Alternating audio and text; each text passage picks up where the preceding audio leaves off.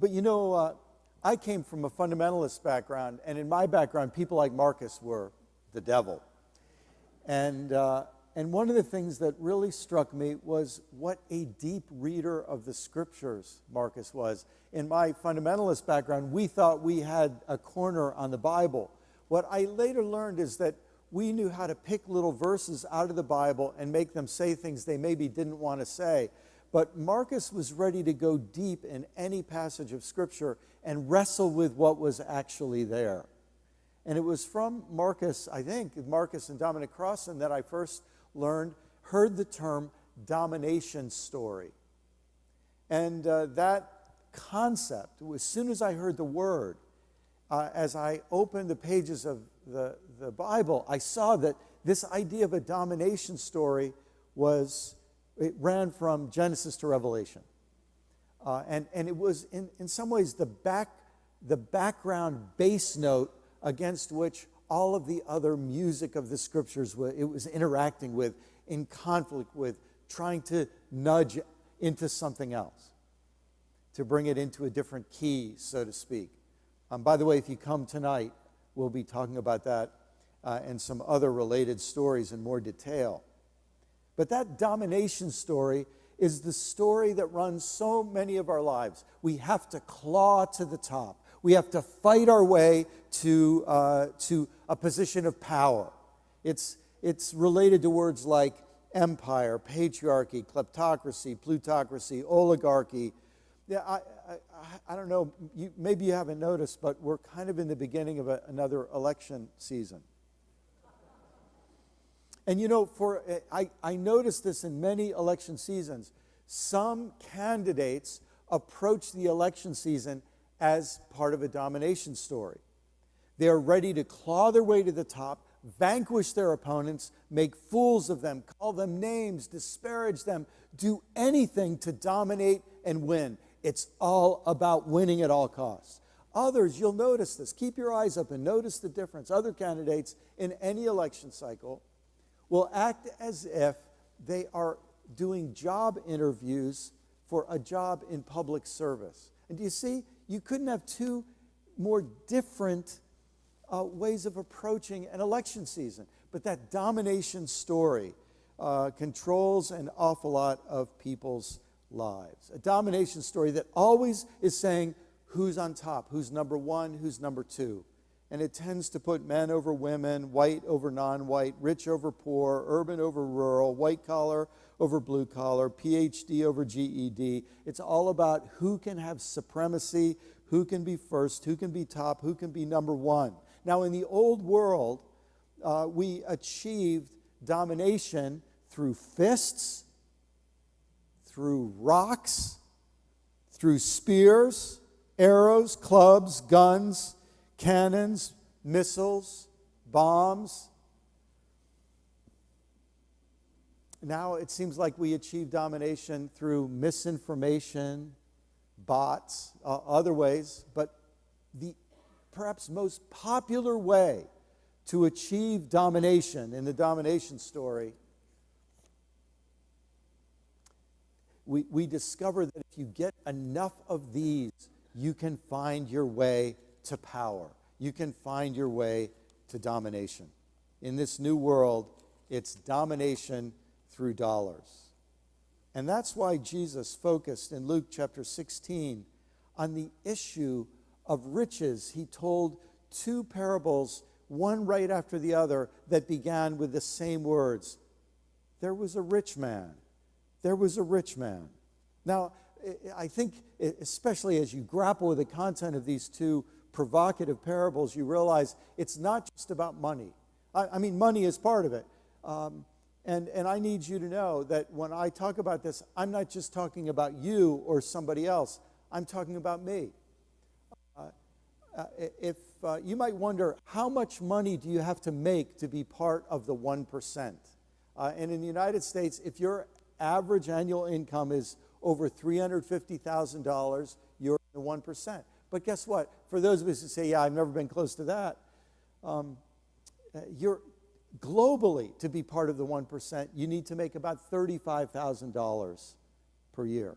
So I'm going to guess that a whole lot of us in this room, maybe not all of us, but a lot of us in this room are part of the global 1%.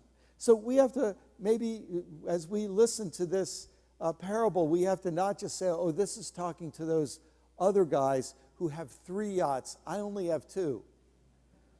And who have 4 vacation homes, 1 for each season. I only have 1. No, I have to listen to this, especially in the season of Lent, which is a season not of examining your neighbor's faults and moral problems, but of self-examination.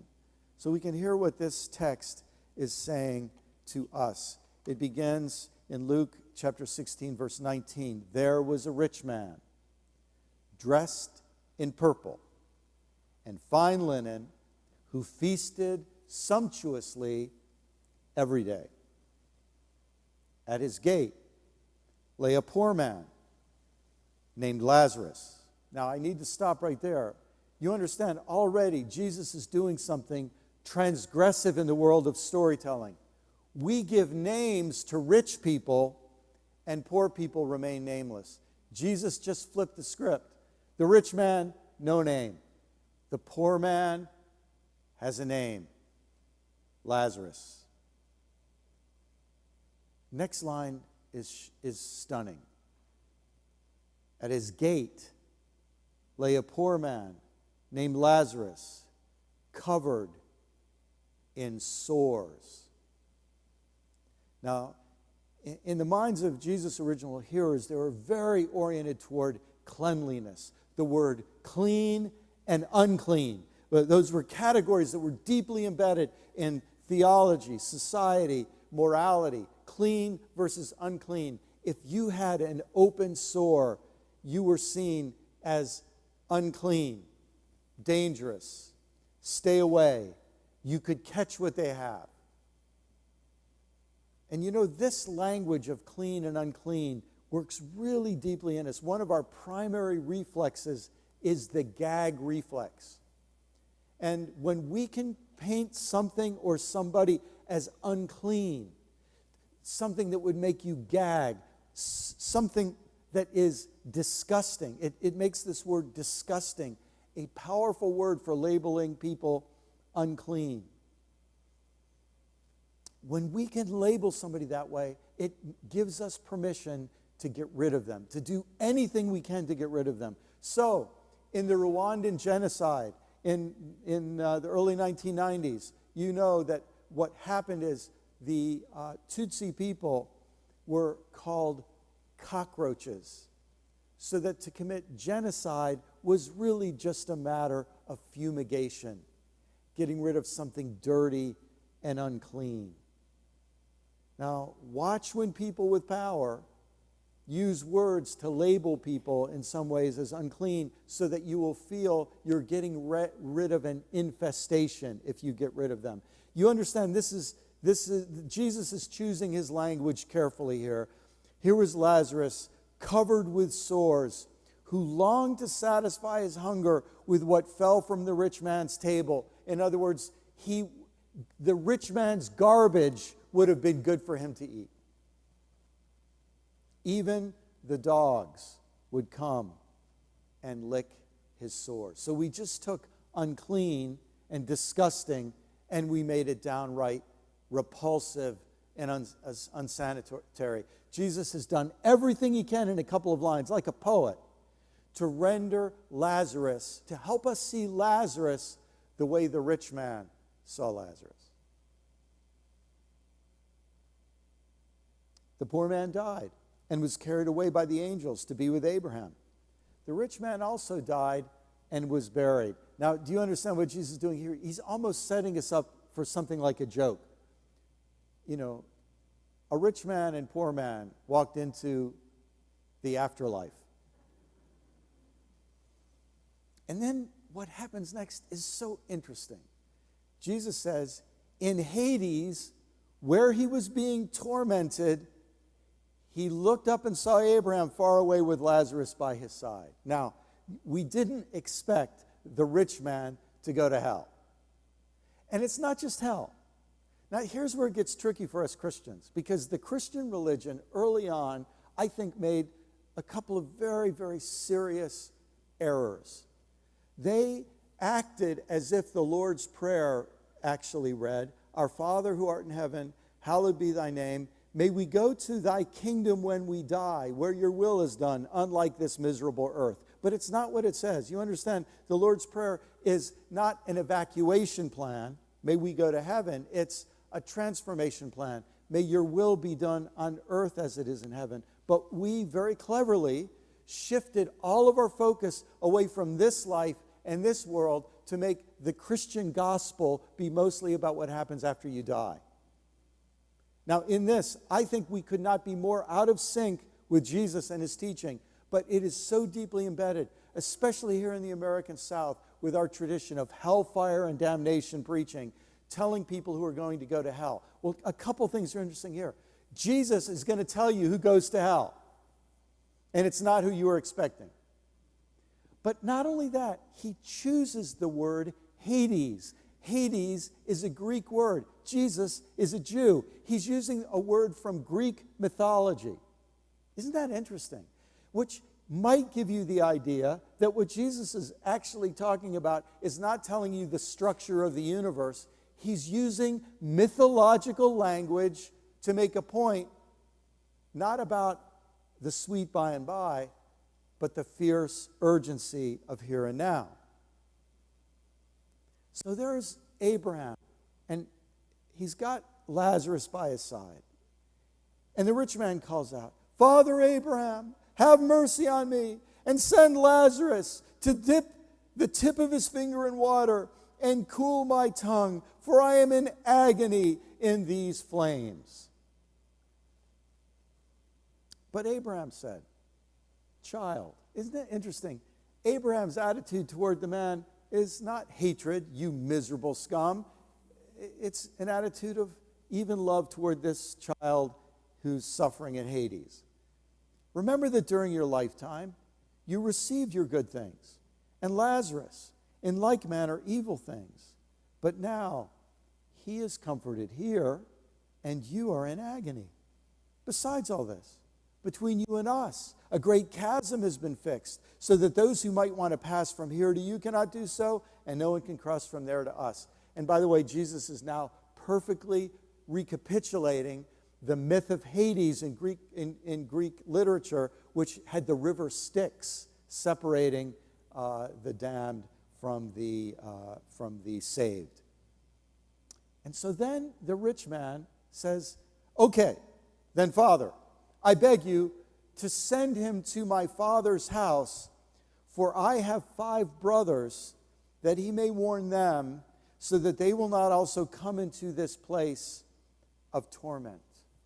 I've got to tell you, I've read this story so many times in preparing for today. I read it, a bunch more times. And as I read this, something hit me that had never hit me before.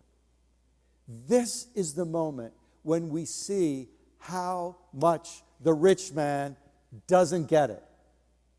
I mean, how much worse could things get? He still doesn't get it.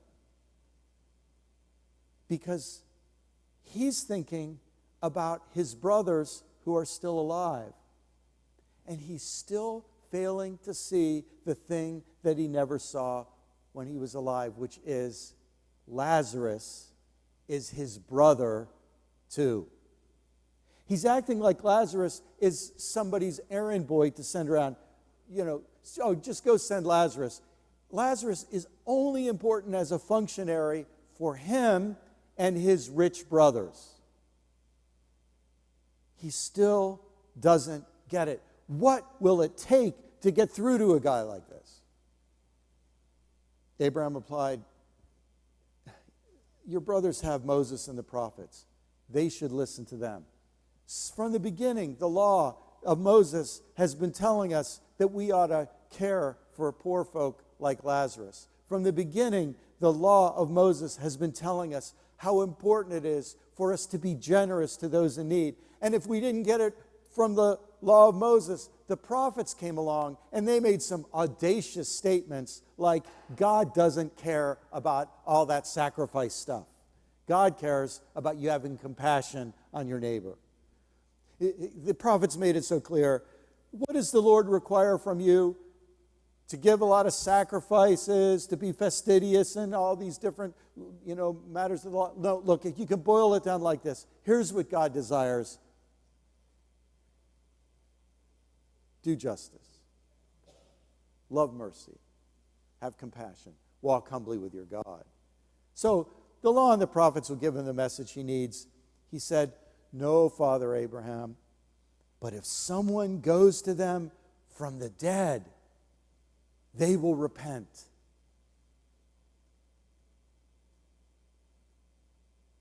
You know what's so interesting, brothers and sisters? In a few weeks, we'll celebrate Easter. We'll celebrate someone rising from the dead. And so often we act as if the resurrection will prove something. But according to this parable, somebody rising from the dead won't make any difference to people who already aren't listening. Whatever the meaning of the resurrection is, it's not going to prove anything to anybody.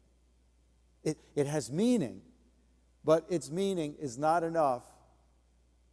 If your eyes are closed, if your ears are closed, you're not going to get the meaning. He said to him, if they do not listen to Moses and the prophets, neither will they be convinced, even if someone rises from the dead. What will it take to break through to people who are caught inside the bubble or under the dome of the domination narrative? People whose whole imaginations and consciences and awareness has been so completely formed by this narrative that runs our culture, that runs our society, that's so deeply embedded in every television show and movie and political speech. How will we break through to people? Maybe if the ocean levels started rising, we would say, maybe we're not living the way we really ought to. Maybe if there were more intense and violent storms, we would say, maybe we should look at the way our value system and the way we're living. Maybe that would get through to us. Maybe if insects started dying, or if fish populations started plummeting, maybe if we started having huge forest fires that were unprecedented, maybe that would wake us up.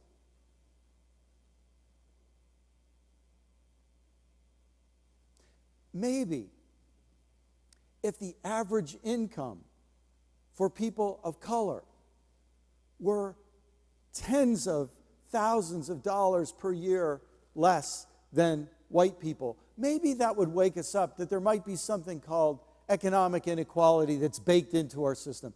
Maybe if for the last 40 or 50 years, middle-class people worked their backsides off and stayed about the same, while the people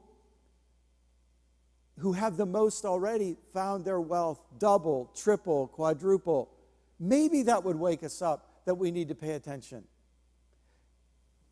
Maybe if we had people who are indicted at the top levels of government, left and right, surely that would wake people up. Maybe.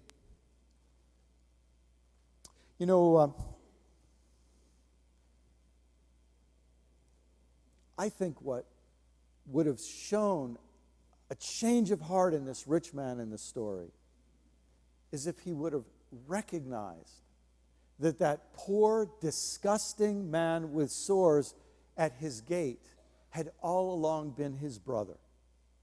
And if instead of saying, Father Abraham, have mercy on me, he would have said, Lazarus, my brother, have mercy on me. Can I just tell you, I know this isn't in any of the creeds, but I just think Jesus is smart. I think he sees something. Have you ever noticed in the parable of the prodigal son that the brother comes to the father and says, that son of yours has done all these terrible things. And the father says, that brother of yours was lost and is now found. Like the whole point of that parable is to make the older son realize that the younger son is also his brother. And here, this parable is begging us to yell to this rich man, why don't you get it? What will it take to wake you up? Lazarus is your brother. I had an experience last year that I don't think I'll ever forget. It was one afternoon. I was in Minneapolis, Minnesota, and I was on a tour with someone named Jim Bear Jacobs. He's a Native American who took us on a tour of sites around the Twin Cities that told some of the story of the Native peoples, the Lakota and other Native peoples in that region. And he started off by saying to us, those of you who are from European descent, he said, in European culture, you tend to think of time as a line. And something that happened a long time ago is very distant from you. He said in indigenous culture, in our culture, and in many indigenous cultures around the world, we don't think of time as a line. We think of stories happening in a place. And if we're near the place where that story happened, no matter how long ago, if we're near the setting, we're near the story. Can you see the difference? You know, I every time I've ever come to Memphis, I have a wonderful time. You people are really nice people. This is a wonderful place. But because I was with Jim Bear Jacobs and he told me of a different way of seeing, now I come here, and when I'm in this place, I can't help but think of the Paleo Indians who lived here long ago, and then the Chickasaw who lived here and then were driven out. I can't help but think of 1830 here in Memphis when the native peoples in the Trail of Tears were taken to the river and crossed the river here in their forced march, during which so many of them died, to be put in a concentration camp called a reservation. I can't be here without thinking about something I just learned that your congregation came to terms with just recently, that out in the parking lot behind us, when we're in that place, that wasn't just the home of a rich family in Memphis history, but that rich family ran a slave market in the parking lot. And to be here is to remember that story and hold that story. And I can't be here in Memphis without thinking about the massacre of 1866. And when we had another massacre, this one of Muslims in New Zealand last week, you think about the history of massacres, and that massacres happened here, senseless killings based on ignorance and prejudice and hate and misinformation. And I can't help but be here, of course, without thinking of 1968. And to be in this place and to have those stories around us, does it make you think, what will it take to wake us up? What will it take to get through to us? Maybe if someone rose from the dead. Or maybe if we found our backsides in hell. Why would Jesus tell a story like this? I think Jesus, in a way, this is like an apocalyptic novel that takes you to the worst possible outcome and says, maybe we will never get it. Maybe we will never wake up. Maybe if someone rose from the dead, or if we found ourselves in Hades, even then we would still be in our ignorance and denial. Maybe we would never wake up. And maybe Jesus knew it's only by letting us simmer in that possibility that we will never, ever get it. Maybe that's what it will take to help us wake up.